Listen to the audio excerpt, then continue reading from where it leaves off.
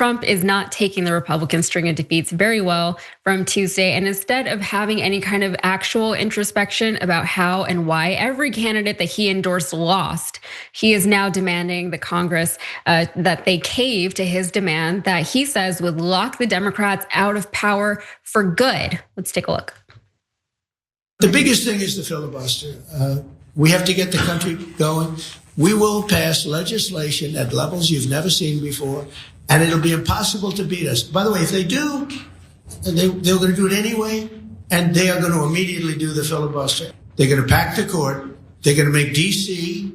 a state, and they're going to make Puerto Rico a state. So now they pick up 2 states. They pick up 4 senators, okay?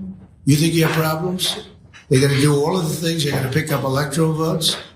It's going to be a very, very bad situation. And it's done.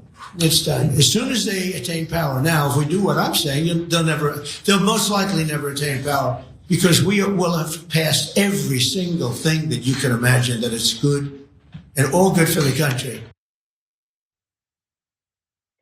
So there he was speaking to senators, trying to convince them that they need to eliminate the legislative filibuster, because without it, they can just push everything they want through Congress. And a lot of people don't love the filibuster. I don't love the filibuster. It does stifle a lot of progress in our country. But Trump sees the writing on the wall that if he doesn't actually start doing something for the country, his legacy will be destroying the Republican Party ultimately, just like Lindsey Graham had once upon a time predicted. So there is still some serious opposition from Republican senators to that. Coming out of that meeting, Majority Leader John Thune said, "I've said before, there are not the votes there."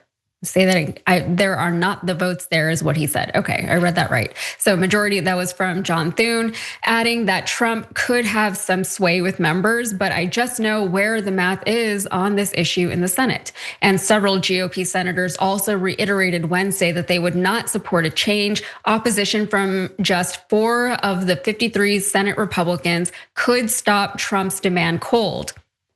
Trump appeared to acknowledge Wednesday that he doesn't have the votes, but said he hoped to sway some senators. "I'm going to go by your wishes," he said, "but it's a tremendous mistake. I'll go by your wishes, but I think you're wrong. I hate your wishes, and you don't have the votes. You don't have the votes." All right, so let's say hypothetically that they do get rid of the filibuster to pass popular legislation. That's what Trump says is popular, may not actually be popular.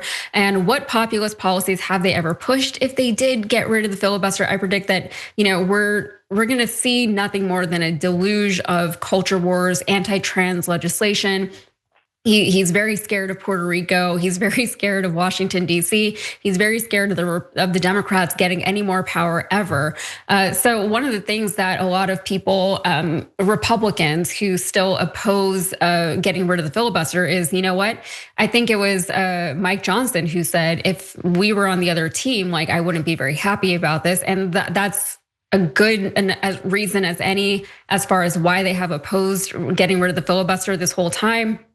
Because that is a concern, right? If and when the other party has the majority, then the Republicans are screwed. But Trump's plan is to just pass everything now so that even if the Democrats get into power, all the laws have already been passed. So there's nothing else to do. There's nothing that anyone can do. And I did reference Hamilton, the musical just now. And I didn't do this on purpose, but that makes sense because we can thank Aaron Burr for the filibuster as we know it today.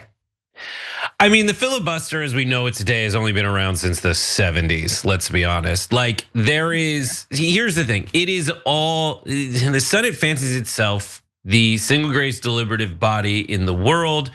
And as such, they can talk about things for literally ever. And they don't want to take that away from themselves. The founding fathers of this country, there also used to be a filibuster in the House of Representatives. It was called the silent filibuster. All you do is avoid them having the ability to say there's quorum by just not responding. When they eliminated the silent filibuster, they did so during the Civil War. In the run up to the Civil War, where they locked the doors from the outside and just started calling people here.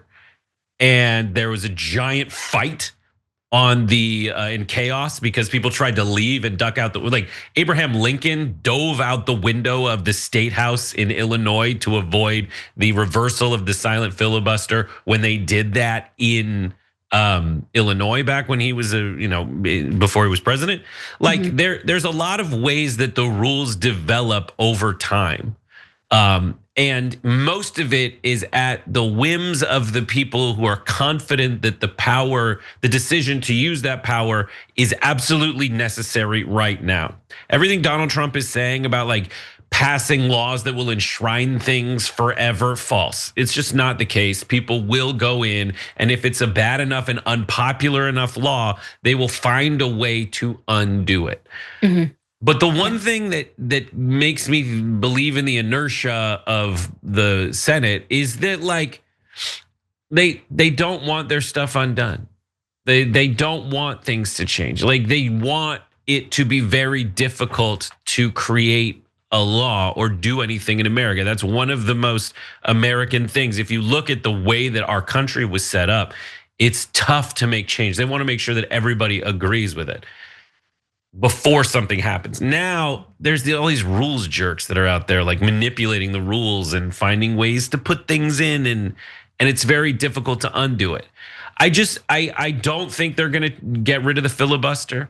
I think this is all filibuster.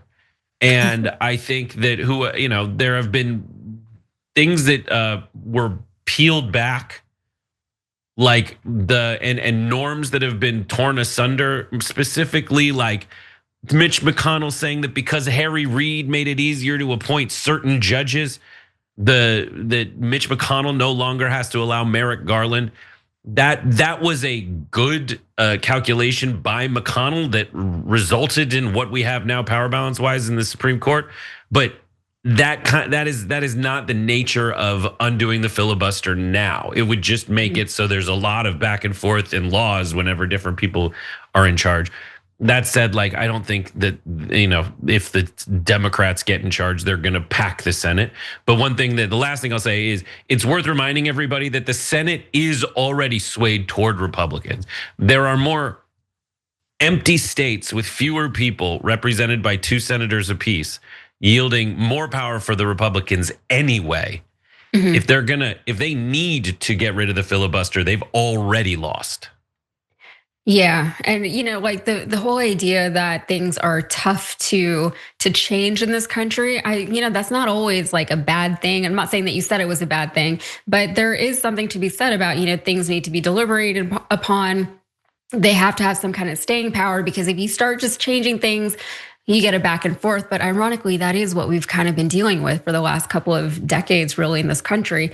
The last few administrations, I'll say, just a lot of back and forth. There's a lack of stability. I'm not a fan of the filibuster, but yeah, I don't see that they're going to get rid of it. I don't see things going the way that Trump wants it to. And I think both parties are anxious to get rid of the filibuster, because the filibuster right now, as it's being practiced in this country, is that even if you're not the party in charge, you still have some sway. So if you can't enact your legislation, you can block the other side from enacting theirs. And at the end of it, we have like a lot of instability, a lot of uncertainty in this country, and nothing actually changes or gets done or progresses forward. And the conservative party, all right, I've always said, are less conservative than they are regressive. So they're trying to go backwards, we're trying to go forwards, and we're not getting anywhere.